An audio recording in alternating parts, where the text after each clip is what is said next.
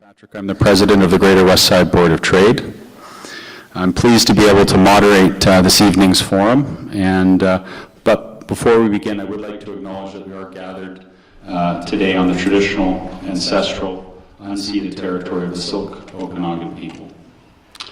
I want to thank our candidates for participating in today's forum. They're present here to my left. And before we begin, I want to set out the rules for this evening's forum. First and foremost, the candidates are seated alphabetically, and they will, in fact, be introduced in that order once we start the opening statements. Each candidate will be allotted 2 minutes for an opening statement, and the order of those statements will go left to right.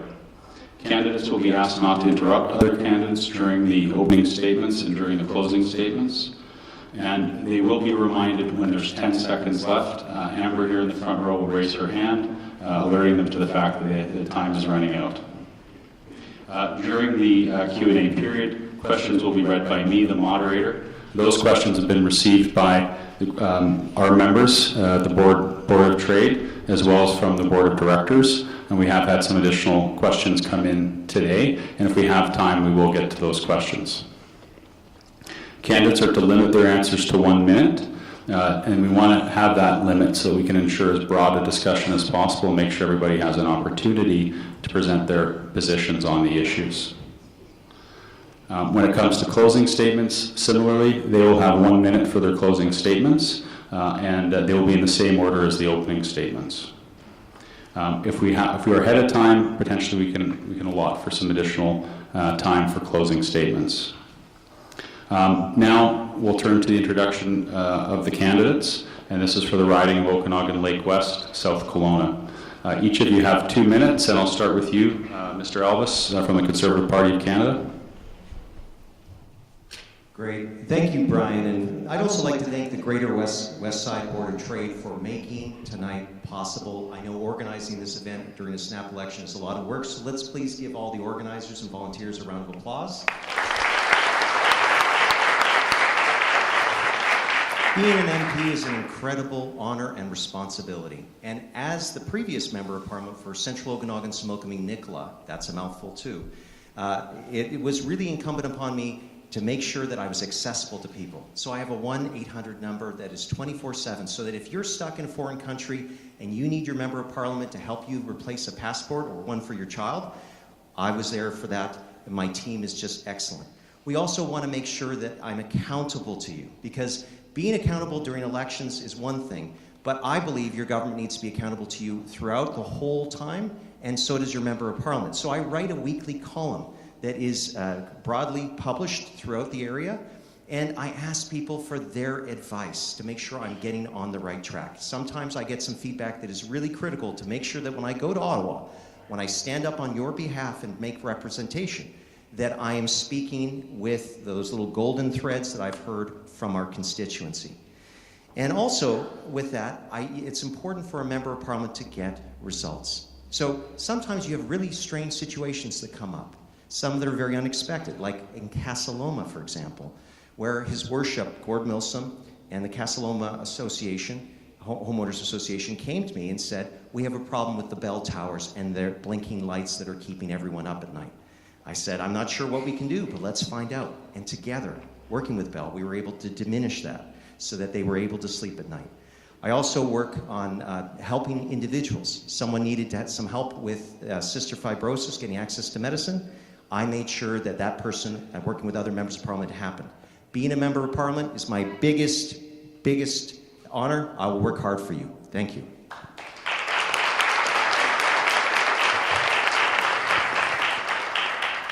And next, Harpreet Badahol, New Democratic Party of Canada. Good evening to all of you. First of all, I want to thank the board management for giving me this opportunity to be present here and present my case before you.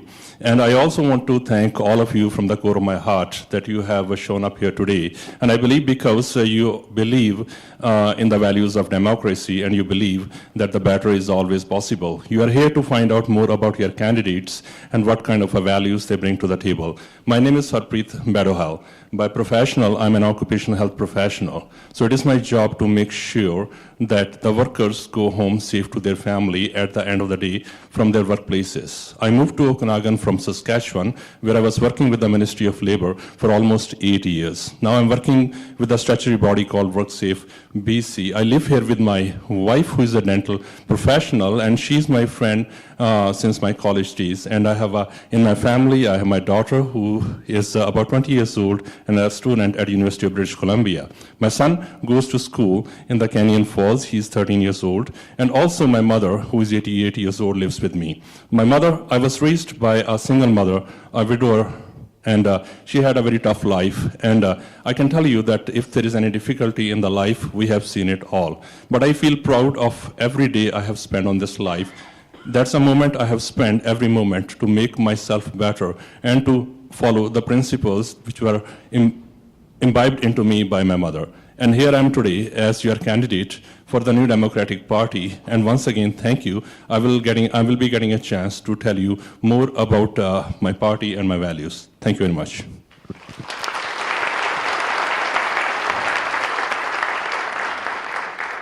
Juliette Seacott, Liberal Party of Canada. Thank you, Greater Westside Board of Trade, and thank you everyone for being here tonight. My name is Juliette Seacott. I'm Métis Cree, and I was born and raised in a small mining town in northern Manitoba called Snow Lake. And my father was a hard rock miner. For 35 years, he worked underground as a diamond driller. From that, I learned the values of hard work and perseverance. And from my mother, she instilled in me the progressive values that I still hold dear today. From Snow Lake, I moved to Yellowknife, and that's where I got my start in the sales of fine art, sculpture, and tapestries. And that is where I connected with the beauty of my culture. That being surrounded by art, it was a gift for me. From there, I eventually moved to Vancouver, where I managed a boutique for Dorothy Grant, a Haida fashion designer. And I've had the privilege of calling the Okanagan home for the last 30 years. I have very deep roots here. My reason for running is simple. It's to protect Canada's sovereignty. I could not stand by and watch the decades of progress that our country has made just get swept away. When I was about 10 years old, I had a conversation with one of my older sisters, and I asked her a very curious question. I said, "Do you think we'll ever have a woman prime minister?" And she said, "No." And I said, "Do you think we'd ever have an Indigenous woman prime minister?" And she said, "Never in our lifetime." But you have to remember, that was the 1970s. So, yet, here I stand, an Indigenous woman, at the start line of the most important election of our time. I'm ready to be a part of a liberal...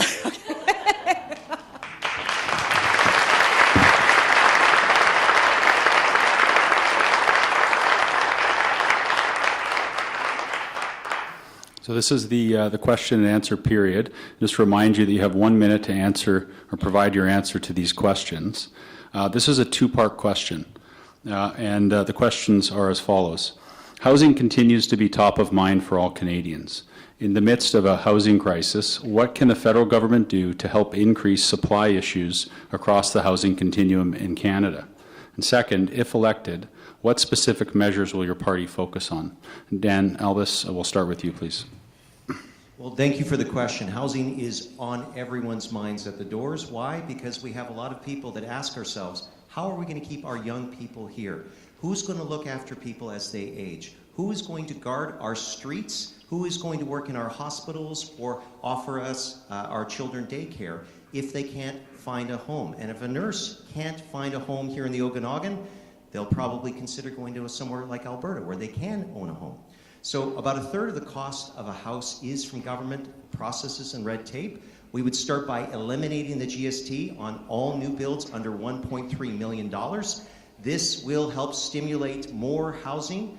The CMHC CEO said on December 10th of last year at a parliamentary committee, this is the fastest way to add new supply.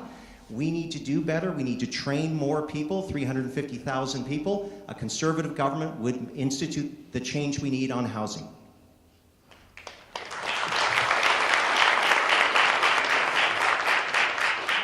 And Harpreet Radahal, NDP. Thank you. The housing crunch we are seeing these days is a result of decades of lack of investment by the previous governments. Now we are in a situation that we don't have a sufficient housing for our kids who are moving away from this Okanagan, and it is very important. The housing is very important. As an MP, as a federal representative, what I will do is I will make sure that I bring in the funding for the local governments and also for the provincial governments, which is making great strides in the development of housing. Our leader has promised that we need about 500,000 units completed by 2030 to meet this demand. So it is very important for a federal representative to work with all levels of the governments. That's what I will be doing, whether it is at the provincial level or it is a municipal level, to ensure that we have those housing. Thank you.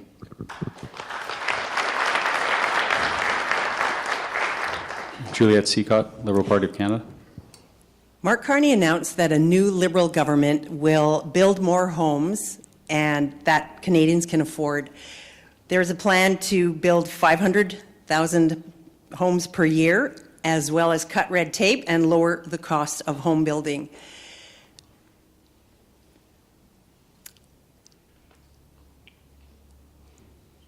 Pierre Poilievre wants to cut the Housing Accelerator Fund, and he's promised that over and over. He's voted against it. It's something that our region needs to have, and so far what I'm hearing on the campaign trail is that he still plans to cut that fund. We need to build more houses. We need to train more people to work in the trades, and this is a very ambitious plan.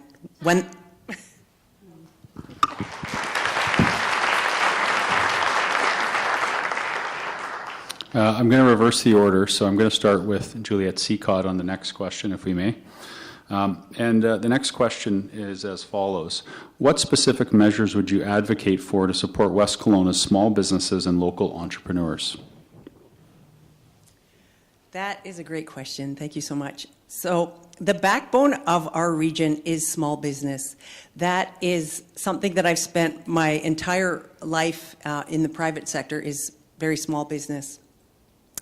Some of the things that I would advocate for, Mark Carney has already announced that there'll be a freeze on the GST and HST submissions, which would allow businesses to have quite a bit of liquidity from now till June.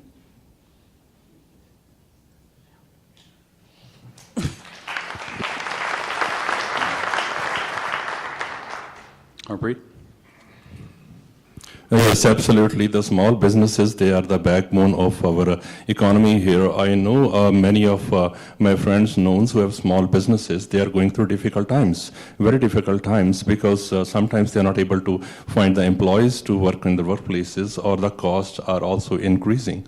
As NDP has promised that it will bring down all the credit card fees, put a cap on those fees to 1%, so that those businesses don't end up paying too much cost. Not only that, but also NDP is proposing to help with the commercial rent control for these businesses. NDP has always worked with the provincial governments to bring in sick leaves for the employees, that in case the employees are not working, then the burden doesn't pass on to the employer, but the government take care of those days. So basically, NDP has plans to support employers and employees so that those small business could be successful. Thank you.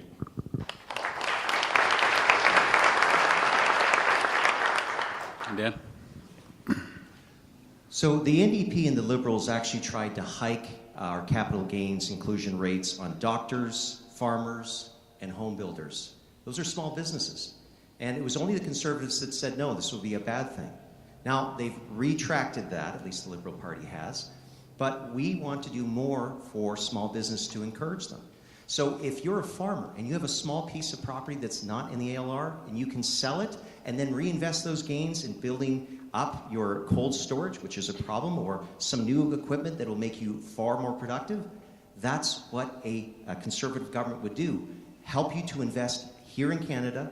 This is good for our, the GST cut is great for our home construction, which helps our lumber industry, which helps our construction industry, which helps our realtors. The spin-off of these kinds of policies is good for the Okanagan, good for Canada.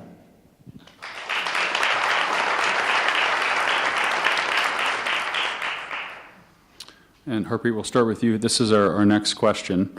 What support will you provide for the tearing down of all interprovincial trade barriers? What support will you provide for the tearing down of all interprovincial trade barriers? Okay, thank you very much for that question. That question is very important given the realities we are facing for tariffs from the south, that we need to open the barriers between our provinces, whether for goods or for services. NDP is committed to breaking down those barriers, and they have already proposed, NDP, one of my colleagues, they were in touch with Minister Diana Gibson at the provincial level and discussing that how the trucking regulations to move those agriculture produce regulations are kind of a barrier between the movement of goods between one state to the other states. That's just one example. And there is so much that can be done. When we moved here from Saskatchewan, then my wife, who is a dental professional, she has to go through the whole certification process to become a dental professional here again. And that is something which is faced by all the professionals. If we want to come up to those tariffs and fight those tariffs, it's a very important step, removing those trade barriers, and we are committed to it. Thank you.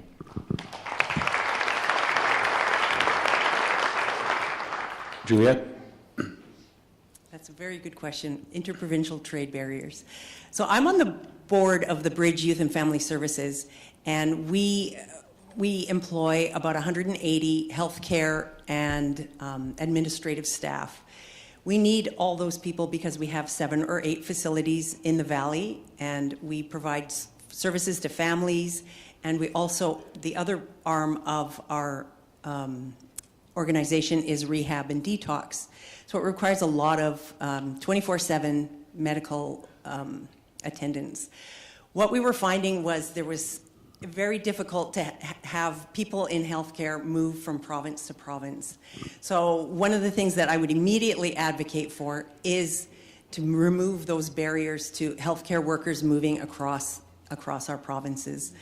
There's so much more that we also have to work on, but I know in the Okanagan Valley, healthcare is vital for our seniors.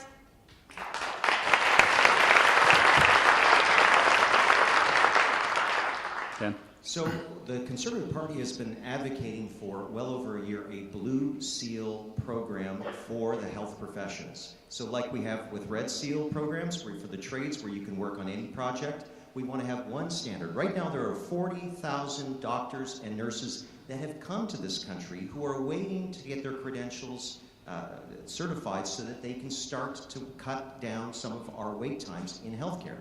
We have a doctor that is working as a welder in Abbotsford for 18 months, and he has just been told now what he needs to be able to do. A Pierre Poilievre-led government would bring the change that we need, whether it be to our healthcare or to our interprovincial trade barriers when it comes to wine, beer, and spirits. I've been calling out all governments, provincial governments, regardless of their partisan stripe, on this fact. They should not be making it so it's easier to take our wine to the United States than it is to Toronto and other parts of this great country.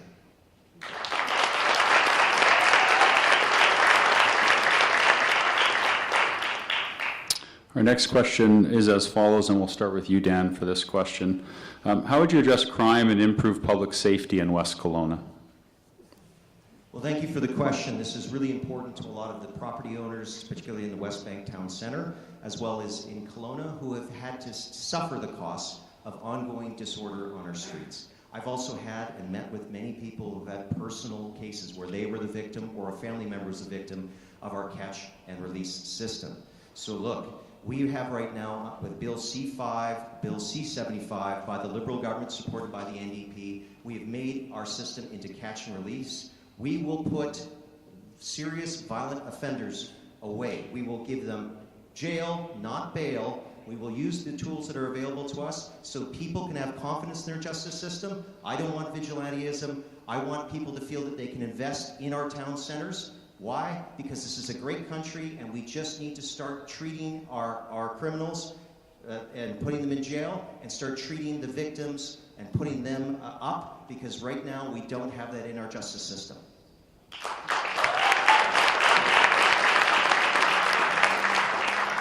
Juliet, Can you repeat the question, please? how would you address crime and improve public safety in West Kelowna? Mark Carney has released a plan where he intends to hire 1,000 new RCMP as well as Border Patrol to ensure that drugs and guns aren't coming over the border from the United States. It is a very important issue in our valley. And I understand people's frustration with the crime and what they're seeing on the streets. I have met with the leaders of local municipalities, and I have found out what they need and what they would like to have and the supports that we could provide as a Liberal government, and I would fully back them.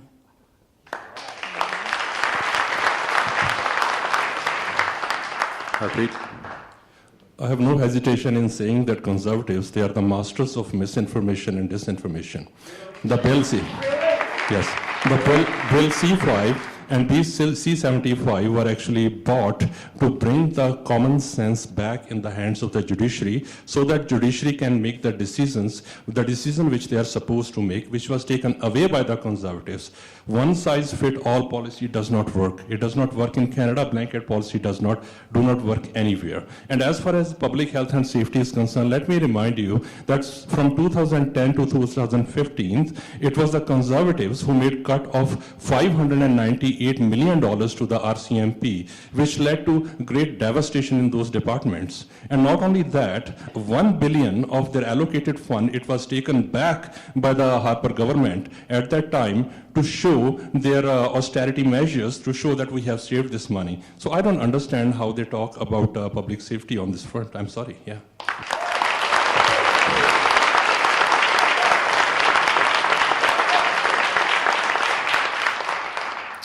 Our next question is as follows, and we'll start with you, Juliet. How would you ensure, what initiatives would you propose to tackle homelessness and support vulnerable populations? Thank you for the question. So as I mentioned, I'm on the board of the Bridge Youth and Family Services, and as well, I volunteer for various organizations in Kelowna, and I do nighttime outreach to the outdoor shelter and Tent City and to the homeless shelters. This is a very complex and nuanced question. It requires evidence-based solutions. It requires a constitutional solution, and also one that our law enforcement can also enforce. This is also a mental health issue. I'm not in the healthcare, but this is a mental health issue, and it requires some compassion, and it requires some different solutions than just throwing everyone in jail and criminalizing poverty.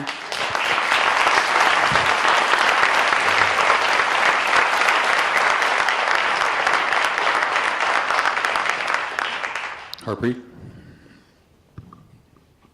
Homelessness, it is a complex issue, and the people who are homeless, they are not all criminals. They are passing through different stages in life. Some of them, they are veterans who have served our country for a longer period of time. Some of them, they are family members who have fallen into that deep hole because of some reason. Some of them, they are business owners who could not carry on their business and they have come down on the streets. To label them all criminals and try to find one solution of them moving away from the streets, no. It needs a multi-pronged approach. That has been the approach of NDP always. NDP at the provincial level level and also have been working towards that. I know because I was a provincial NDP candidate in the last election and I have interacted with the government. And at the federal level, as a NDP MP, I will support all those measures which are currently taken by the provincial government and by the municipal governments. We are taking steps in the right direction. It will take some time, but we'll reach there. Thank you.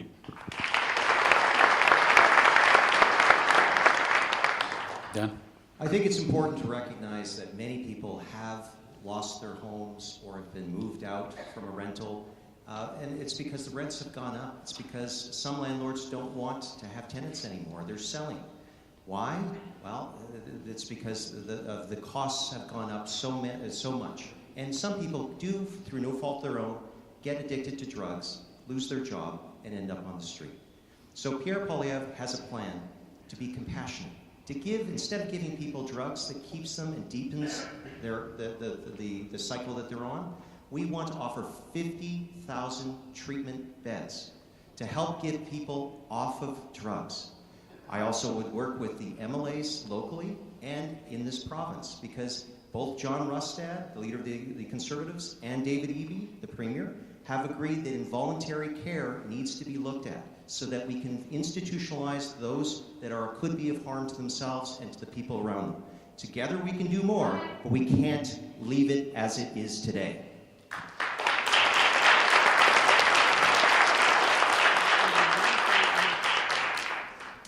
Our next question is as follows, and Harpreet, we'll start with you. How would you ensure better access to healthcare services, including mental health support for residents of Kelowna? You know, mental health, it is a big issue as of today. We have seen, especially after the epidemic, of COVID, that so many individuals, our fellow citizens, our friends, they have not been able to come back to work because of the mental health issues which arose from different reasons. What I believe is that there needs to be a dedicated investment in that area of mental health, and we need to make it a priority. We need to make it a kind of a priority by passing the law and the bills in the parliaments where we can dedicate resources for the mental health. And one focus area I understand is especially the mental health of young people. It is very important, but because they are the future of our country. If they are mentally healthy, if they are working, progressing, only then we can progress. I cannot emphasize this issue more. Thank you. Juliette? Can you repeat that question, please? Yes. How would you ensure better access to healthcare services, including mental health support for residents of Kelowna? Wonderful. Thank you so much. There are a lot of organizations that do provide mental health, and the Bridge being one of the largest provider for interior health. What we need is to bring in more healthcare workers, more doctors, more therapists, and I think also breaking down those interprovincial barriers to let people come to provinces where we need more mental health supports. It's crucial. And coming out of COVID, that was a real eye opener for families with young children, and they need support. So I would definitely support getting more healthcare workers to come into Canada, reduce the red tape for them coming into Canada.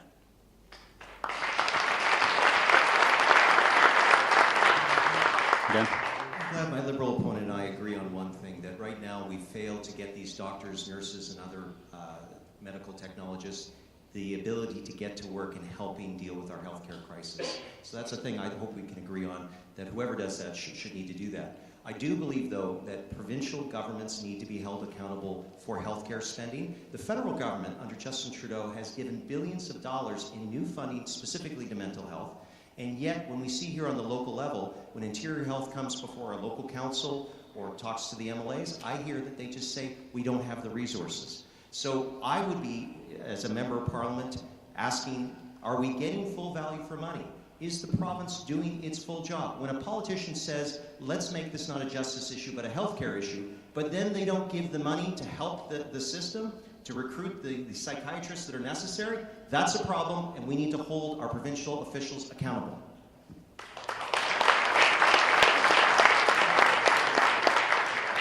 Harpreet? I was looking forward to hearing another answer, I guess.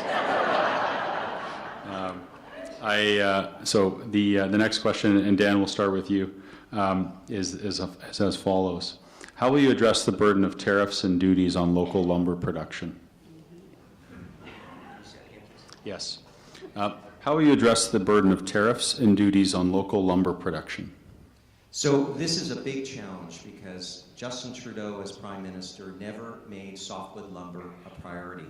In fact, when he did have the opportunity to meet with President Obama in the White House, he didn't bring his natural resources minister. Instead, he brought his finance minister. So this has never been a priority for the government. These duties do hurt British Columbia. There is a big problem in this country when we have places like Quebec as well as British Columbia having zero voice from their Prime Minister. The Trade Minister, when we've examined this, and Mary Ng, she continually said it was a priority, yet it was never in her work plan, and there was never any follow-up in terms of softwood lumber. We can't leave important issues like British Columbia out in the cold. We need to address it. A new Conservative government, just like Stephen Harper did when he first was elected in 2007, they were able to come up with an agreement with the President to exempt softwood lumber and to see those monies returned back to BC. We need to do that again.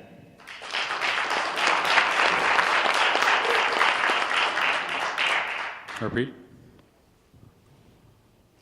We are definitely listening to some American-style rhetoric here. Maybe the skill set is borrowed from there.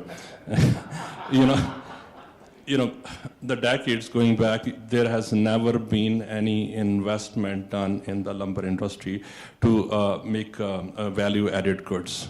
The easiest path were taken to export the raw lumber because that was what it was profitable to those big corporations. Those big corporations never thought about that we need to add value to this lumber so that our local municipality, our local people could benefit from it for a longer period of time.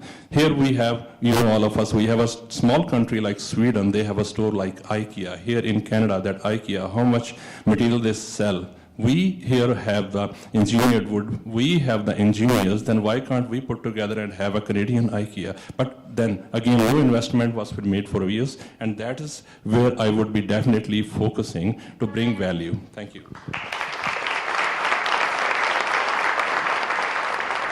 Juliet? That's a great question, and it affects this community, especially with Gorman Brothers. I found it very concerning when President Trump started issuing these on-again, off-again tariffs, and it's the unpredictability of what he's doing, as well as the tariffs that he's trying to place on our softwood lumber. I think everything has changed. You talk about the past governments. We have Mark Carney coming in. He's a pragmatist. He is going to look at these issues and take care of them. Everything has changed. Thank you.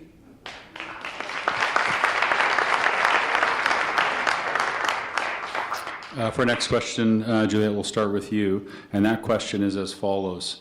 What support will you offer for the reduction of escalating liquor taxes on Okanagan-produced products? Of course, that's a question that is very near and dear to the Okanagan. The excise tax, so that's something that happens year upon year. Again, that has to be looked at, especially since when the tariffs came in and we were pulling the bourbon and the American liquor off our shelves. It would have been great and it was great that we had all our local alcohol that was available, but that definitely is something that we need to look at. Dan? So it was actually under the Trudeau government that Australia challenged our liquor laws, particularly when it came to the excise that was being applied to Australian products, but not to 100% Canadian-grown grapes. And so that exemption was put in originally by the Harper government in one of the first Flaherty budgets, and that allowed our VQA industry, particularly those wineries, to go from 50 or 60 to about 175 today. These punitive taxes are hitting our small producers, and the government decided to make them annual and linked to inflation. So every year, the industry gets down on its knees and says, please don't tax us more. So Ottawa has never had so much money, and it's hurting our local industry. So we need to do better. A Conservative government would eliminate this tax. Escalator tax. Harpreet? NDP has always stood up for small businesses, and liquor industry, it's a huge industry in the region. What I can tell you is that only in the last year, the provincial NDP government, it has provided more than $200 million to all those producers here, whether the grape or the other fruit producers whose crop they were damaged because of the climatic changes we have, extreme events we have seen in the recent part. Now, NDP it is committed to the small businesses, but NDP is not committed to those multi-billion-dollar corporation which wants to take benefit of our market here. And as far as helping the small industry is concerned, I am committed. I'm committed to working with all levels of the industry, with all local governments to find out the solutions to this problem. Thank you.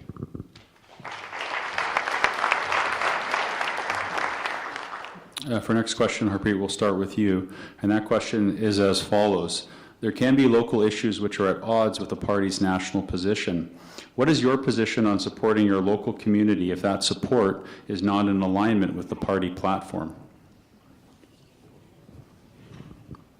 NDP is a party that is committed to the values. NDP is the party that is committed to everyday people. When we collaborated with one party, we were in a supply and confidence agreement. We are not part of the government, and it has been put on by Conservatives so many times. None of our NDP MP was a minister in the government. So the basic reason why we collaborated was because we wanted to bring programs like a dental care plan for everyday Canadians, like the fair pharma care, and we are working on to have a national child care policy, and also the programs like a midday meal program for all the students. So in the future, that is what our focus is, which is everyday Canadians. So if any party that takes steps forward that benefits everyday Canadians, not the billionaire corporations, we are a collaborative party. We will be helping that kind of a process. Thank you. Juliette? Can you repeat the question? I couldn't hear it. Yes. There can be local issues which are at odds with the party's national position. What is your position on supporting your local community if that support is not in alignment with the party platform? That's a great question. So what I'm hearing is that when you're out west here, that people think that they're not heard. So my position is that I want to be the voice to power in British Columbia and in the Okanagan specifically. I do that all the time in my work. I tend to be the one to stand up and speak out against things that I don't think are right in our company. And it's something that I'm known for, and it helps our company to have that kind of pushback. The Liberal Party also allows their MPs to have their own voice, to speak to power. So I would have no problem being that voice to power in Ottawa for the Okanagan Valley. Ben?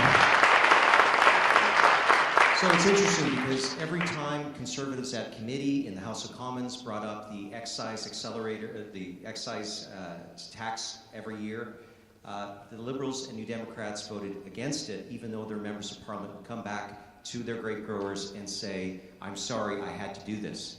Same with the carbon tax. Until Mark Carney realized that they were losing that proposition, the Liberals and New Democrats stuck by the carbon tax. And guess what? We are seeing some price relief at the pumps. We want to eliminate the carbon tax completely.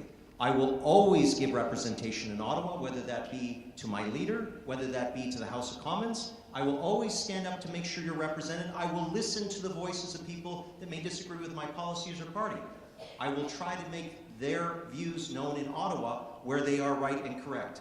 That's the best you can ask for a member of parliament, and I will stand up for you every time I phone you, I ask for your help, I ask for your feedback. That is how a member of parliament needs to be when they're doing this job.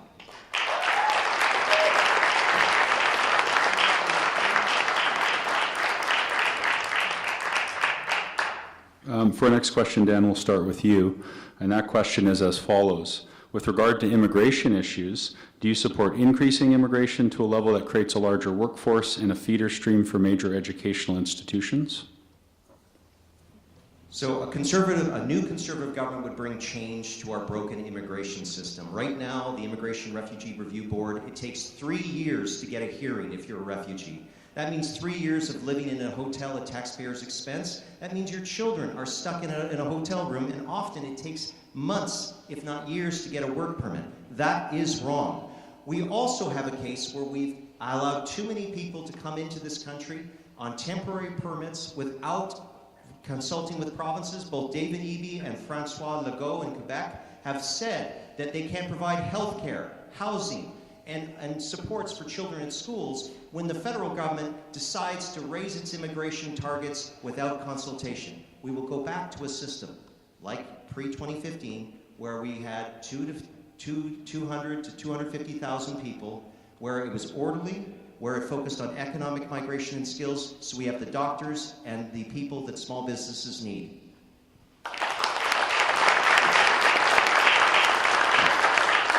Harpreet? I am myself an immigrant. I was not born in Canada. I moved to Canada during the early years of Conservatives. It took me 6.5 years after I submitted my application to get into Canada. I don't need to say anything more about the Conservative policies. I will tell you definitely that we definitely need immigration. Immigration is a big industry. When we look at the immigration, whether it is the students who are coming at the permanent residents here, they come, they bring billions of dollars with them, and we know that how our educational industry have flourished within the last some time. But yes, there have been issues, there have been problems, but we don't need to cut down also number. We need to raise the bar. We need to improve our system. We need to make sure that the people we are getting in here are the quality candidates, who are the quality people who can become good Canadians. So that is all it is needed. So whatever steps are needed to ensure a better immigration, NDP will always step forward to that. Thank you.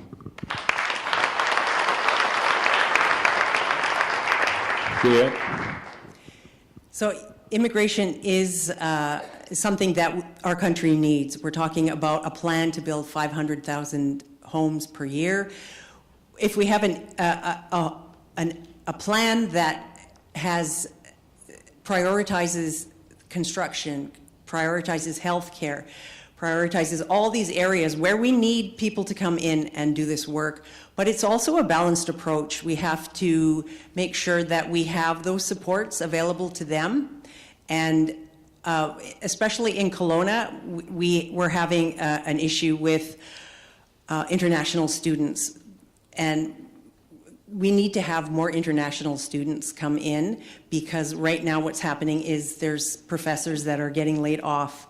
It's a serious issue in Kelowna, one that requires a balanced approach.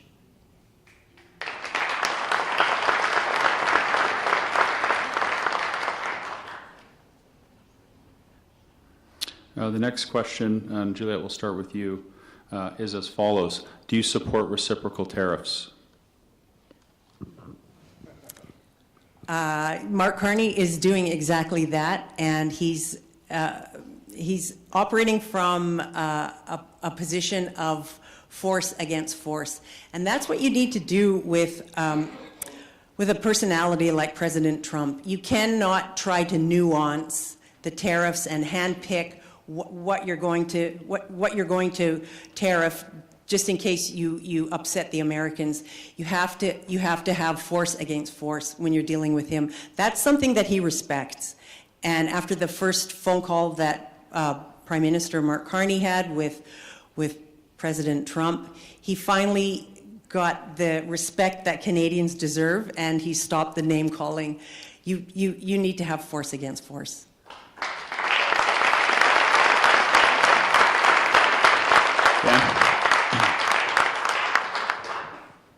So I will credit the Prime Minister for his phone call with President Trump. Dealing with President Trump is a very difficult proposition. You never know what you're going to get.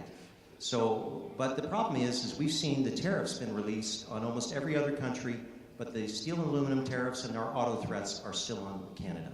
So it's not a home run. And so we have to ask ourselves, how can we change our relationship with the Americans so we can stand on our 2 feet? Right now, 98% of our energy exports go from north to south. We sell them our energy at a discount. It's a finite resource. The fastest way that we can start hitting the Americans in their pocketbook is for us to start unleashing our natural resources, to give our people and our small businesses the paychecks that they deserve, to take our allies like Japan and Germany, to give them off of coal and to give them clean LNG. These are the ways that we can give paychecks for ourselves, take away dollars from dictators, and show the Americans that we don't need them.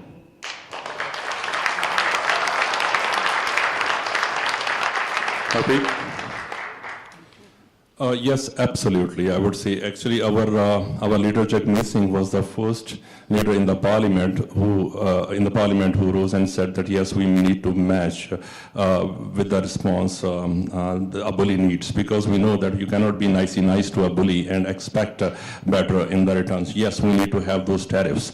I do not. I'm a little, I don't know, about conservative, that it always comes down to oil and gas. Every time you talk something, it's oil and gas. What we need to do in the case of the tariffs is we need to find alternative markets. There's a huge word out there. The word is not US, the word is big. This is something that was never thought in the past by the big billionaire corporations, because it was easier for them to do the imports and export across the border and make those billion dollars in profit. But now we are at a time, let me tell you that China has already made 9 deals. European unions have already made 10 new business deals, and the world is coming together in a different way, and that's where we should be focused. We need to be independent. We cannot be bullied by the US.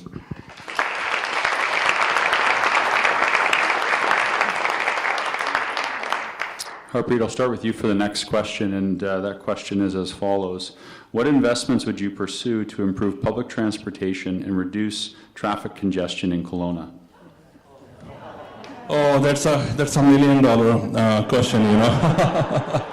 You know, when I was running my provincial campaign, I had a coffee one evening with my good friend, Mr. Councillor, sorry, my twisted. God Lovegrove, yes, he's a councillor. Forgive me if I'm saying his name wrong. And basically, he proposed me a plan that how we can run small electrical systems like transport systems within the city of Kelowna with half the budget of what we are already spending on the other means. So. Absolutely, as an MP, as a federal representative, you know, I will be speaking, talking, doing meetings with all those local representatives and seeing where the funding is needed. So what MPs do, they bring funding to those new innovative programs so that we can reduce congestion on our roads. That's what I will be doing. Yeah.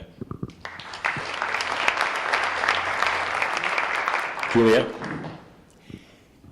Thank you. So I just attended the Burgers and Ballots event up at UBCO, and I had a chance to talk to a lot of the students up there.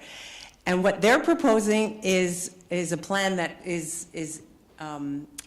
that a report has been done, and it's a light rapid trail from UBCO by the airport to UBCO in downtown. And I think that is a great idea.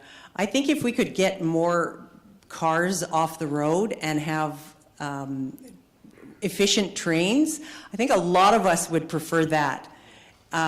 So there is already research that is being done, and I would fully support some kind of alternatives to having more cars and having more lanes on the highway.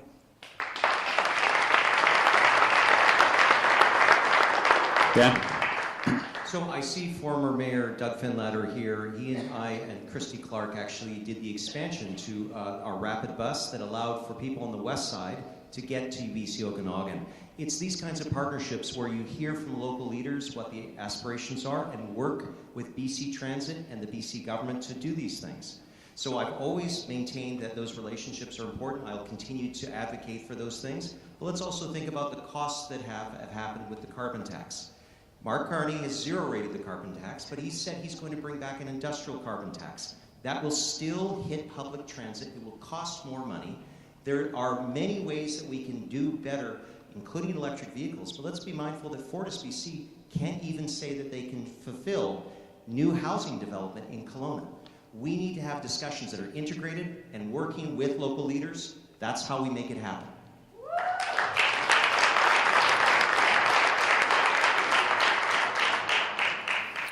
For this next question, Dan, we'll start with you. And the question is as follows.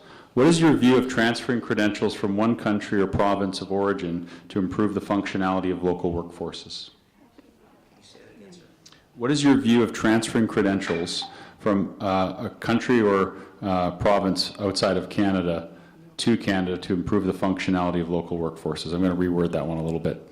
Sure. So look, architects and radiologists already have it where they can work anywhere in Canada, and both of those projects were done by the Harper government because we had associations that wanted to work on a single standard. In fact, radiologists can actually go anywhere in North America. So when you have these accreditation bodies that take 18 months to tell someone whether or not whether their credentials are accepted, and then even if they say no, they end up saying, well, you have to take these courses, and they can be very expensive.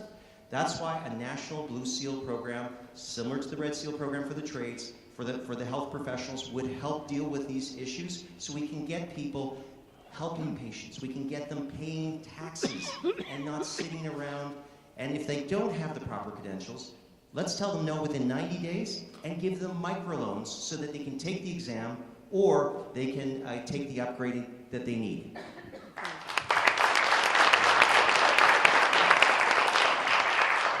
Harpreet? I immigrated to Canada during the times of Harper. I had a master's degree in biology, and I was working as a professor outside Canada for 8 years. When I moved here, my credentials were no good. I worked as a farm laborer. I worked as a pizza delivery driver. Then, thankfully, I came in touch with one angel, Professor Dr. Karen Bartlett. And then I went back to UBC in Vancouver, where in the Faculty of Medicine, School of Population and Public Health, I did my second master's in occupational and environmental hygiene. And here I'm standing before you. Why I'm telling you this? Because I know that 3 years back, a couple of my friends who are doctors, they have moved from India. One is a cardiologist with 25 years of experience. One is a pathologist with 20 years of experience. They are already in the process, and it will take few more years. Pathways are already created. I know this for a fact. Mr. Ravi Parmar, who was a parliamentary secretary, worked intensively on that. Yes, definitely, we need those credentials transferred here. We need those professionals working, and NDP is committed to that. Thank you. Juliet? Can you repeat the question? I had a hard time hearing it. I reworded this one, so I'll try and capture it here. But essentially, what is your view of transferring credentials from out of Canada, outside Canada, to Canada to improve the functionality of local workforces? So that is a great question. And I'm seeing a lot of doctors coming in from other countries. So the red tape has been easing up. I think we really need to take a look at that issue, have a balanced approach, make sure everybody is at the right standard that needs to be to provide Canadians with care. And I just think that it really needs to be looked at and reduce the red tape.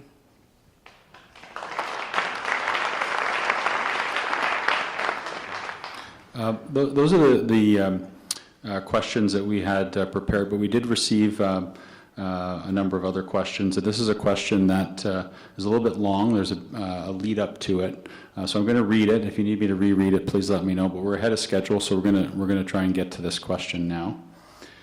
And that question is as follows: Our community at Lake Okanagan Resort has been displaced for nearly 2 years following the catastrophic loss from the McDougall Creek wildfire. Despite our tireless efforts to rebuild, we continue to be blocked by the resort owner's failure to restore essential services, water, sewer, and power, and a complete lack of meaningful support from all levels of government. There are regulations in place for privately owned public utilities, but without meaningful enforcement, these rules are effectively toothless. We're caught in a regulatory gray zone that no one seems willing to fix. Unlike other wildfire-affected communities like Jasper, which received $160 million in federal support, we've been left behind. Hundreds of homes cannot even begin to rebuild because permits and approvals are contingent on basic infrastructure like water and sewer, which remain unresolved. And the question posed is, if elected, what will you do to ensure that federal government provides direct funding for essential infrastructure independent of the resort owners and takes action to strengthen utility enforcement so communities like ours aren't permanently displaced? And we'll start with Harpreet.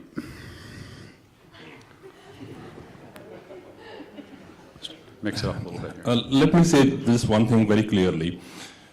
Conservatives, they deny climate change. They deny climate change. Let it sink. And here, 2 years back, what we had in West Kelowna was devastating. And it could have been way more serious, thanks heavens, that there were things did not happen that could have happened. So the first thing is recognizing the climate change process. Every time they bring the carbon tax, what is the real issue? The real issue is the climate change. Carbon tax was a tool which was introduced to control the climate change, and that was not the only tool. But with the change of circumstances and the affordability, the focus went on this. Yes, it needed to be taken off. It has been taken off. But the point of the climate change stays over the same. What I will do as an MP, I will bring a renewed focus on the climate change and bring the funding to all levels of government, whether they're small business. I will cut it down there. Dan? So I have had a number of conversations with affected homeowners there. There is an issue because one of the strata owners is not there. It's owned by a foreign national, and they have, from my understanding, no insurance, and there's difficulties in communication. So there are processes where this kind of situation needs to be resolved. From my understanding, there should be a judicial process to repossess some lands, but that is subject to a court because these arrangements usually work in 99% of most cases. Now, there has not been a disaster financial assistance request by the province of British Columbia to the federal government. If there was, I would support it to help resolve these issues. I will meet, I had an opportunity to speak to one of the landowners here today that I haven't acquainted myself with, but we do need to have the regional district and the province and the feds working together on these important issues.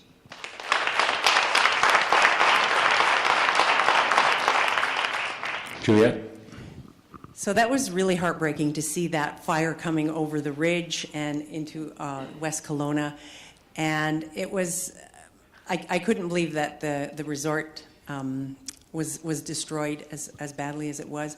It's a very complex issue, as you mentioned. There's a lot of layers that have to be addressed, as well as insurance issues. And but I think we have to do something. There's still so many people that are displaced from that fire. We have to bring together the provincial, the municipal, and the federal, and find a way to get a solution. We can't just leave people. We just can't leave people out in the lurch like that.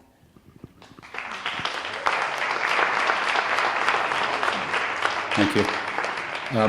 We're ahead of time, so what I'd like to do is open the floor to questions. Does anybody have a question that they would like to see? A hand here at the back. Sir, if you'd like to come forward or stand up and... Do we have a microphone that we can pass out? No, I don't think. Yeah, if you'd like to come, do you want to come forward?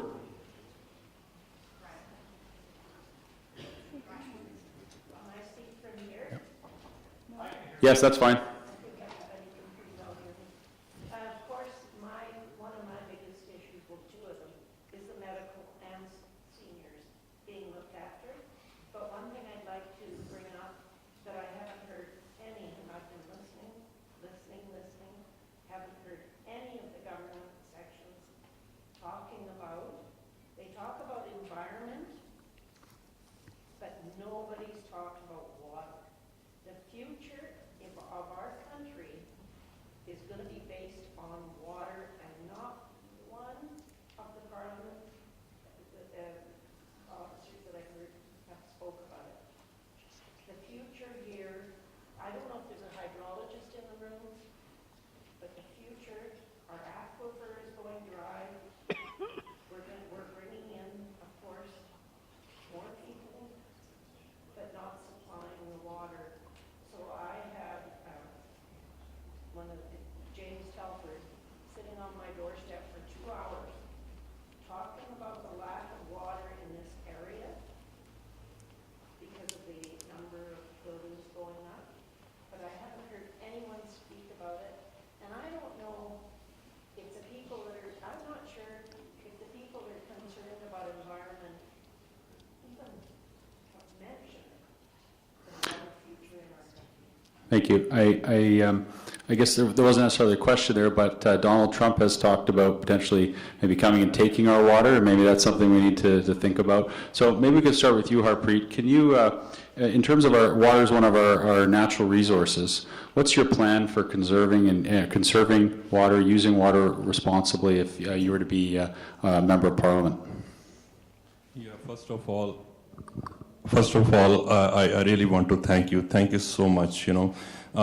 I have some background in biology, and I totally understand when you mention the aquifers, the depleting aquifers.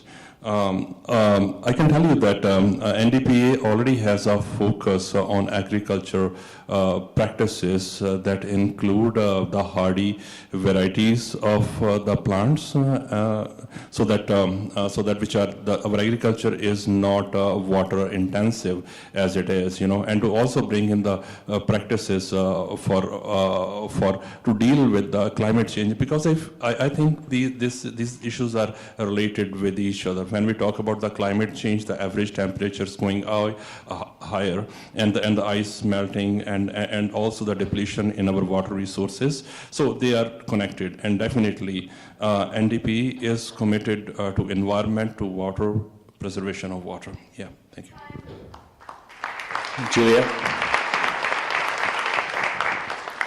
So in a lot of Mark Carney's platforms, he talks about environmental integrity, and he's looking at ways where he can reduce the effects of climate change, come up with new technologies instead of just relying on oil. And one thing anytime people ask me about this riding, and I tell them it's been redistricted, I tell them this riding wraps all around the lake now.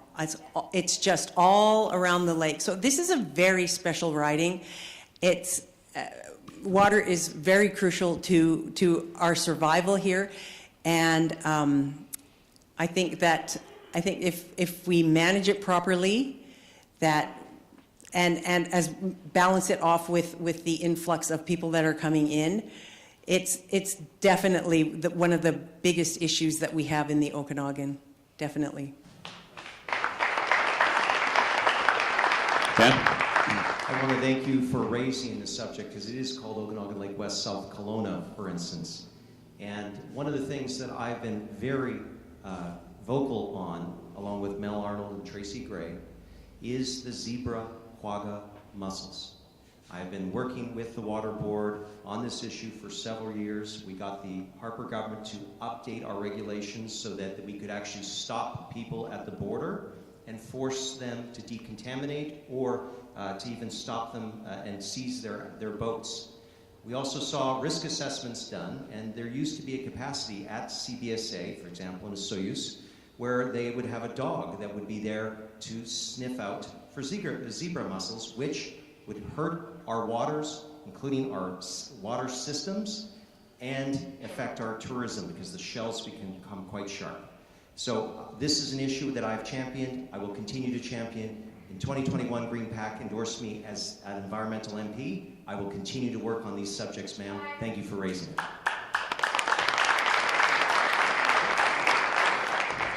Gentleman there with the glasses. Yeah. Oh, sorry, Doug. Yeah. 2 words, second crossing, second bridge. We had a big problem again today. Connects our 2 communities and it does so inadequately. And there's a huge lack of planning, even thinking of a proper corridor at some point. I don't know if everybody was able to hear that, but essentially a question about a second crossing over Lake Okanagan, and maybe each of you can speak to that in terms of is that a perceived problem, or is it an actual problem, or will eventually become a problem as the city grows, or the cities rather grow? We'll start with you, Dan. Thank you, Doug. I certainly appreciate that people know that Highway 97 is a corridor. There's more every year, and the weights that people find themselves in. It's bad for the environment. It's bad for productivity. It's difficult when people are trying to get to an oncology appointment at Kelowna General Hospital. So I understand the frustration, particularly when it is cut off. The problem that we have is that under the Harper government, we worked with the provincial government to designate Highway 97 between Summerland and Peachland a regional road, so that it was a regional priority that they raised, and we saw hundreds of tons of rock removed to 4-lane it and made it more efficient. We've done that in the past. I've always supported my local municipalities in their requests, but to your point, this needs planning. This needs to have municipalities agree where that would best be placed. This would need the provincial government to say that they're willing to fund it, and then to bring that proposal to the federal government, but I'm always listening and prepared to work.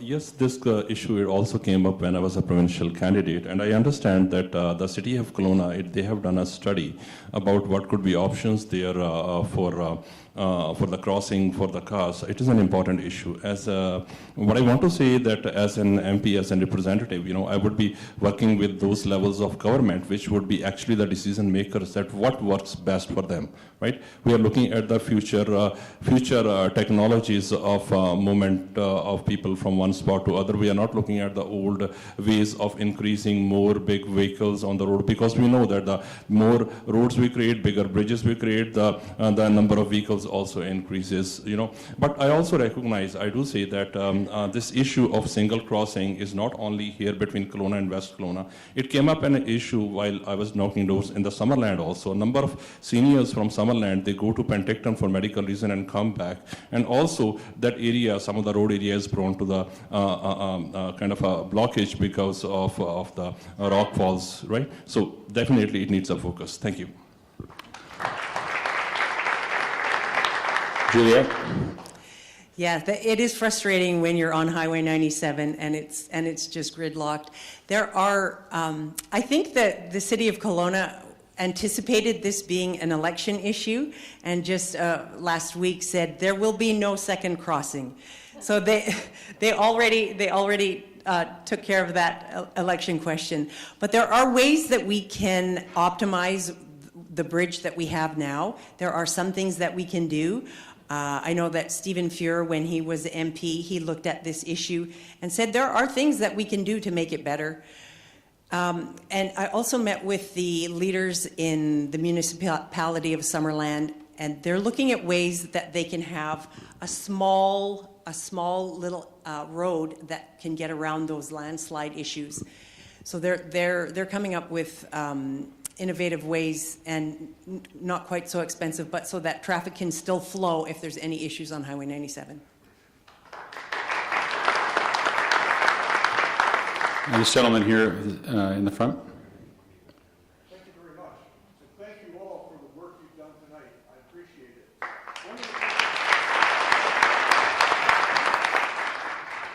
Through you, each of you individually, will be electing a national leader. I'd like to hear from each of you how you feel your personal approach to politics aligns with and leaves you with a sense of comfort with your national leader as we stand here today. Dan? I fundamentally believe that people deserve to be heard. That's why when I ask for feedback in my MP reports or when I'm speaking to people at their doorsteps, I listen. And I take that feedback and I say it in the House of Commons. And sometimes it's to the government's credit. Sometimes the government will ignore what I have to say because I'm an opposition member. But I make sure that I am repeating what I hear from my riding. So one of the things you said, what about your leader and how do you relate to that? Well, he believes that people deserve to be heard. In Osoyoos, he was doing a national press conference. I've never had this happen before. Local question on interprovincial trade and the issue of a Summerland winery sending wine to the US because it was easier to do that than his own country. He stopped partway through and said, you know what, I have Dan Albus here. He's been a champion for this industry. Let's let him speak to the issue. And I did, and I shared my concerns that I've been hearing from local wineries and why some are choosing to still go to the United States.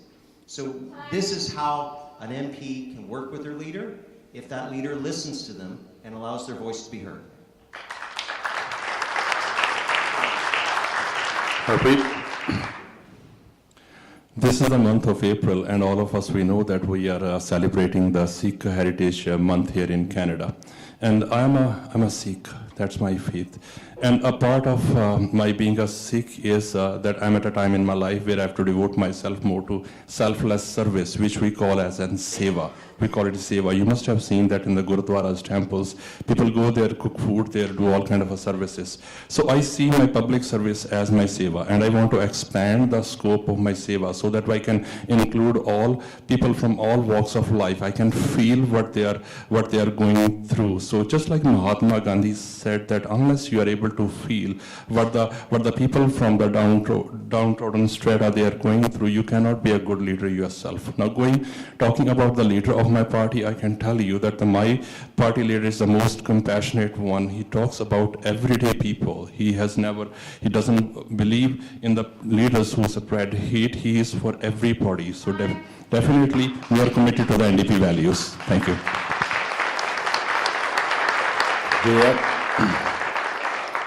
Thank you for that great question.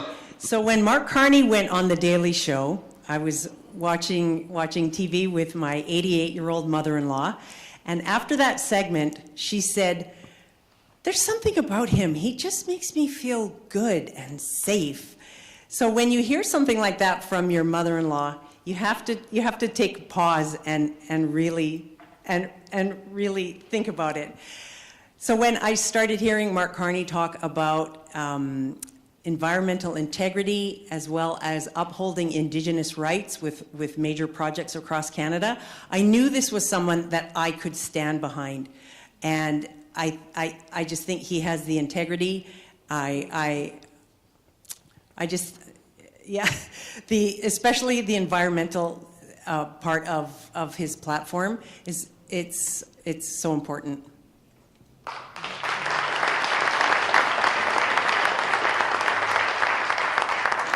I think we have time for one more question.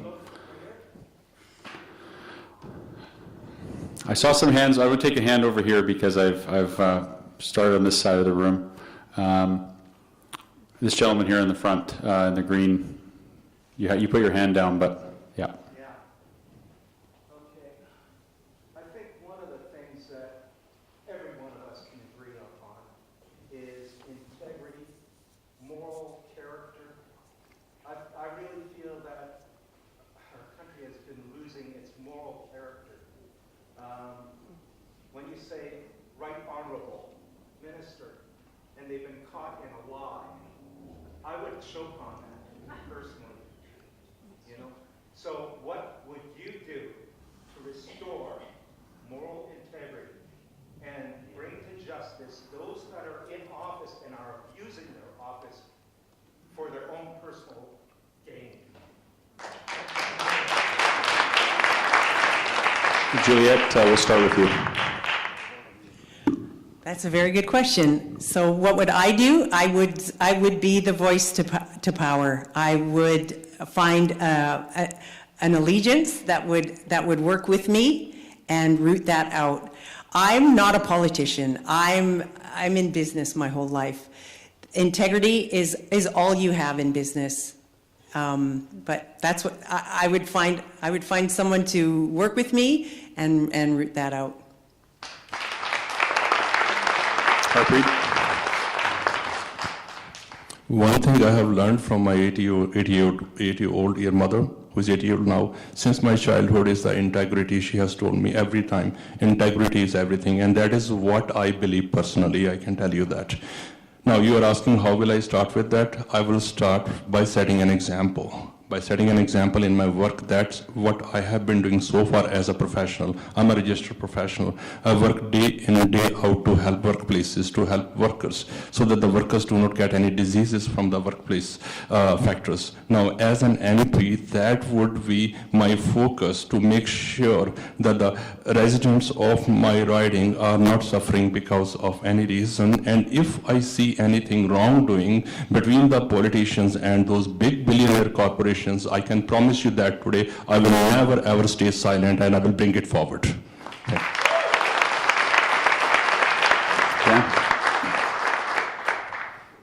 Ever since I was elected as a city councillor, I always talked about the public trust. Before we can always debate about what's in the public interest, but every elected official should maintain the public trust. That means you take an oath. If you say to people that you're going to do something, you do it. Former minister told me, Dan, in politics, if you go in with your integrity and leave with that, that in itself is a win.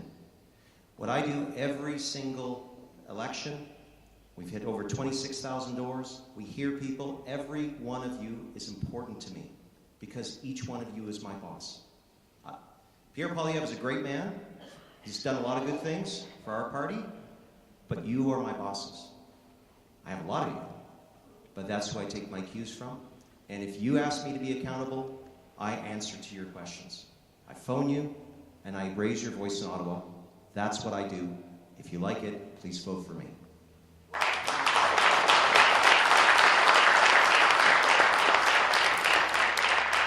So we're ahead of schedule, just by a couple minutes. So what I propose to do, I'm going to give each candidate 2 minutes for their closing statement. And Dan, we'll start with you. So again, I'd like to thank the Greater Westside Board of Trade for setting this up today. I'd like to thank everyone for being in attendance so you can become informed about your candidates, maybe kick the tires, so to speak. That's important. But another part of our great institution of democracy we have here is the men and women who have stood up for our values at home and abroad in the military. Are there any veterans in the room tonight? Please stand and let's just give them a quick round of applause. Thank you. Thank you for your service.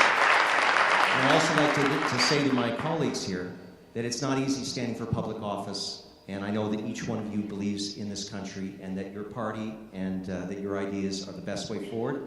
Thank you for giving us all a choice in this election. This choice that I'm talking about is important. Yes, we have tremendous challenges to our south, but we cannot allow some foreign power or some foreign leader to control our destiny. We've had a lost liberal decade where we've seen our standard of living deteriorate. We've seen questions about our healthcare system, questions about good paying jobs and housing. We need to give the people of this country, particularly our young people, the hope that they can be as successful, if not more successful, than previous generations before. The Conservative platform, a new Conservative government, would give that. We would stop depending on the Americans, starting ourselves. We said we will fast-track major national projects so we can get things done, so we can give the hope, the paychecks, restore our criminal justice system. Folks, I ask for your vote on the 28th. Please vote for me, Dan Elbis, to be your representative again in Ottawa. Thank you.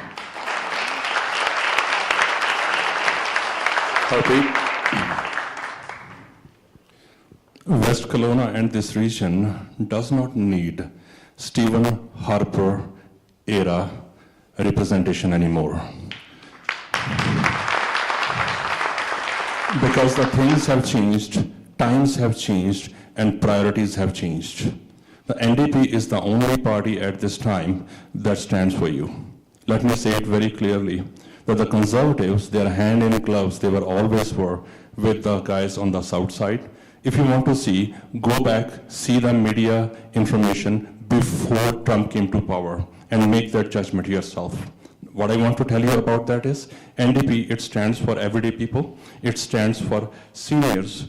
We have been focused on the programs which help everyday Canadians. And that's what our focus is. Our focus is not the billionaires. It never was the billionaire. We are moving into tough times. There might be layoffs. There might be businesses closing, unfortunately. During those times, we do not need the austerity measures of the Stephen Harper era type. What we need is the investment. What we need is the support. And that support to everyday Canadians. The only party that will stand for is the New Democrats. New Democrats are always on your side. This is a time to make that change. In this vision, please make that change. My name is Harpreet Badohal. Please vote for me, and I can promise you that I will leave no stone unturned to make this region represented in the parliament like it has been never represented before. Thank you.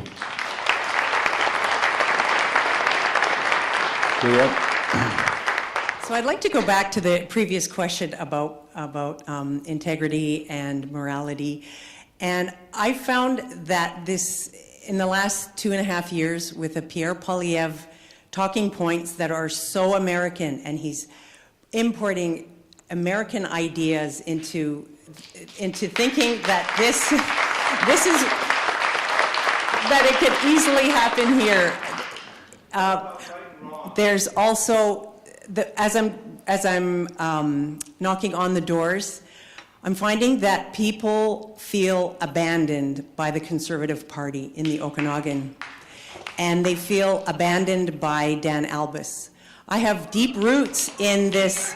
I have deep roots in this community, and I will live here, and I will represent you as the best I can.